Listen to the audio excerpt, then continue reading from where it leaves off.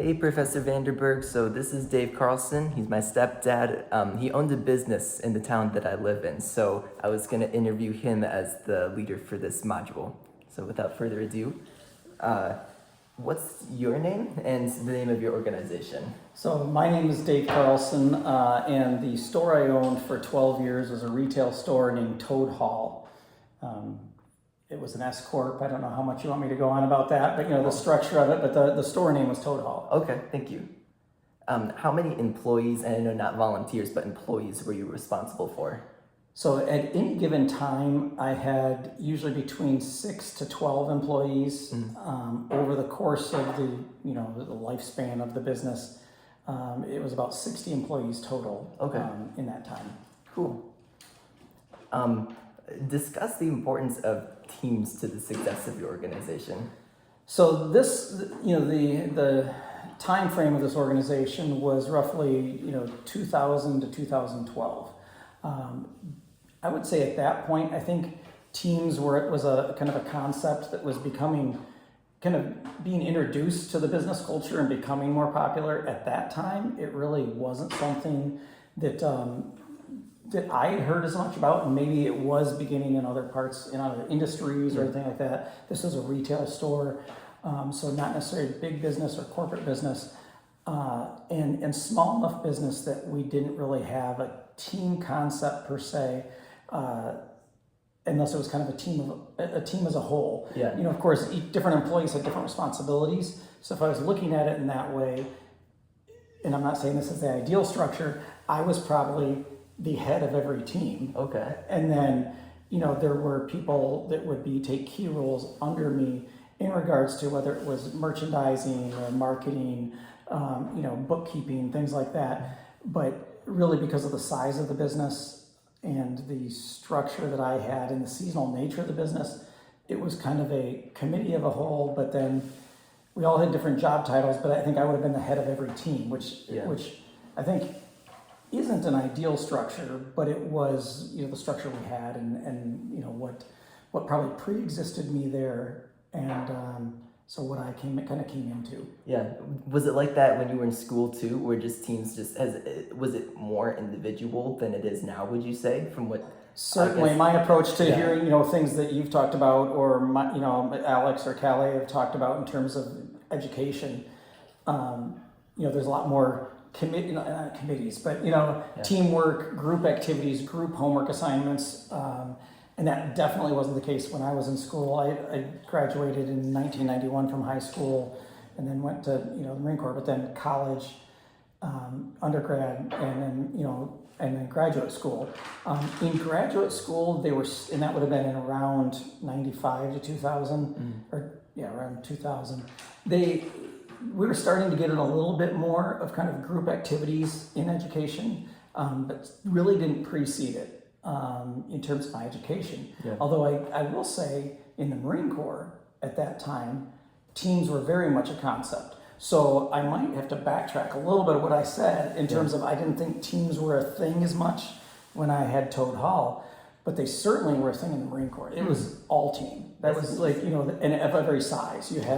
You had a fire team, which was 4 to 6 guys. You had a squad, which was 12 to 14. You had a platoon, which was, let's say, 20 to 30. You had a company, and all the way up to battalion level. So it was very much a team concept in the military. Yeah, interesting. I hadn't thought about that. Yeah.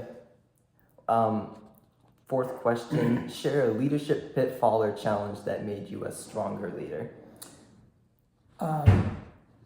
Despite coming out of the Marine Corps before, having a business, you would have thought from the Marine Corps I would have been good at delegation.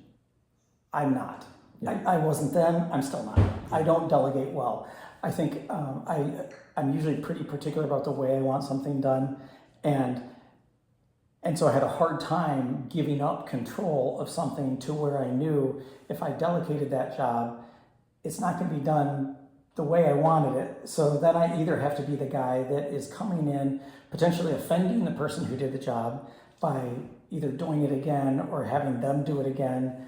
And just all the other things that would kind of roll downhill from that. I wasn't a good delegator. Now in the Marine Corps, I was, and I don't know why that shift happened. I think in the Marine Corps, you give up enough control that I could say, hey, you do this, and actually I knew they were going to do it, or the repercussions were harsh and immediate. But when you're running a business, that's not necessarily. I did not run a business like I was in the Marine Corps. You know, in a position of leadership in the Marine Corps, it kind of went without saying that they were going to do what you said. So, but then in business, you know, that's where I think one of my shortfalls was not delegating more, not trusting more, and not giving people more opportunity to succeed or fail on their own. And I think more often than not, even if they would have not impressed me or you know, if I wasn't blown away originally, over time they might have got to a point where they, you know, superseded my expectations because they had the freedom to do it. They never got the freedom to do that because I didn't give it to them. I didn't delegate enough.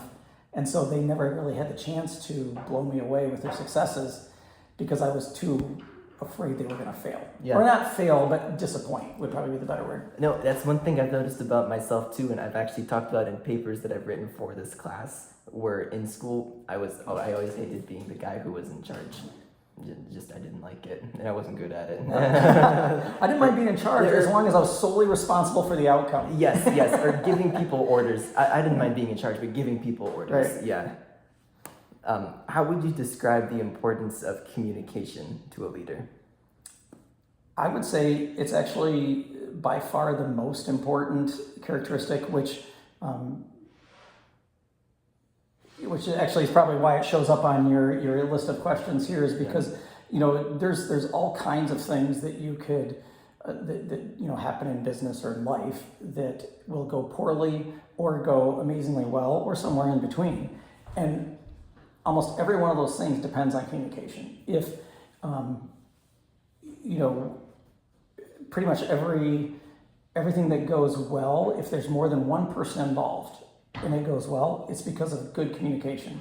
If it does not go well, it probably was because of poor communication, because on one side or the other there was miscommunication. Somebody didn't understand, or somebody didn't express their thoughts well, or in a way that would be understood or appreciated and acted upon. So it to me, I won't say it's the only thing, but it gets really close.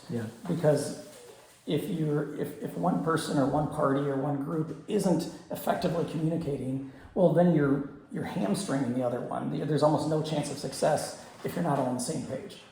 And you're almost ensuring failure or disappointment if you're not effectively communicating. So you know, it's hard to have either the remarkable successes, and you're more likely to have those, you know, failures or disappointments if there's not effective communication.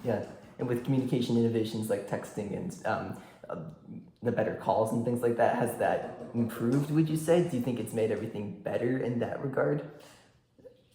It's certainly easier. I mean, there's challenges.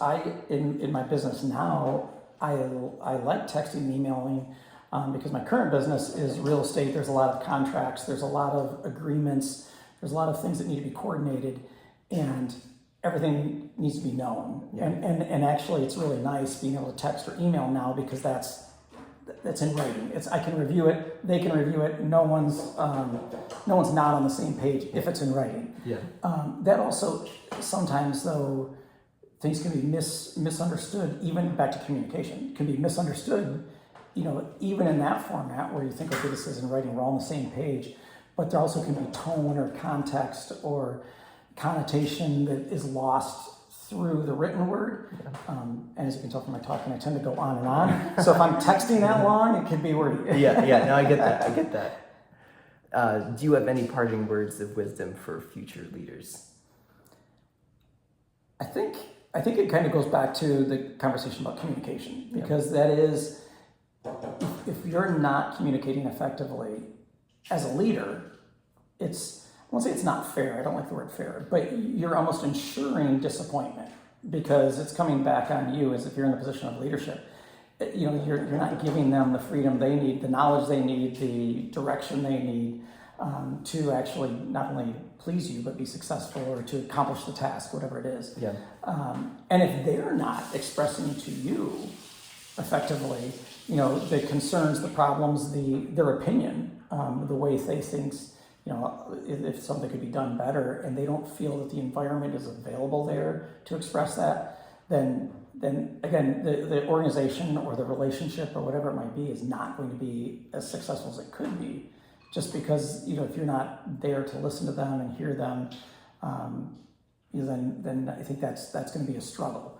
So I don't know that that's it's not different than anything we talked about in terms of a parting word, but it would be communication. And this is an extra thing I'm going to throw in right at the very end. I hadn't thought of it, just kind of as I'm thinking about it.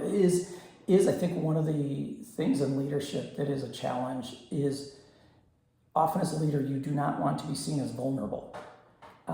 In some instances it could be seen as a weakness, but I think not being vulnerable or being seen as somebody who's not vulnerable at all actually doesn't create a relationship where communication can be effective, because in order to actually have effective communication, I think you actually have to be open enough that it makes you a little vulnerable. And I think that's a pitfall that I had. Back to your pitfalls question, that's a pitfall I had in my past in business and in personal life, where if you're not actually being open and honest enough to where there's an element of vulnerability, you'll never have the potential upside that you might have if you were more vulnerable. Yeah. So I'd say be vulnerable and be willing to fail. Yeah. Because if you're not willing to fail, then actually I don't believe that you're actually trying to reach your full potential. That's one thing I've heard you say before. Yeah. Is go out and fail. Yeah. Yep. Yeah. That was if I ever had a commencement address. I was the president of a school board at one point, and it was if I had, depending on when my term was done, I was going to be on tap for kind of doing the next commencement address. Yeah. And that was going to be kind of the heart of the commencement address, was go out there and fail. Yeah. Because if you're not trying that hard, then you might not be trying hard enough. Yeah. That's great. Well, thank you so much. Yep. Sure. That was good talking to you. Yeah.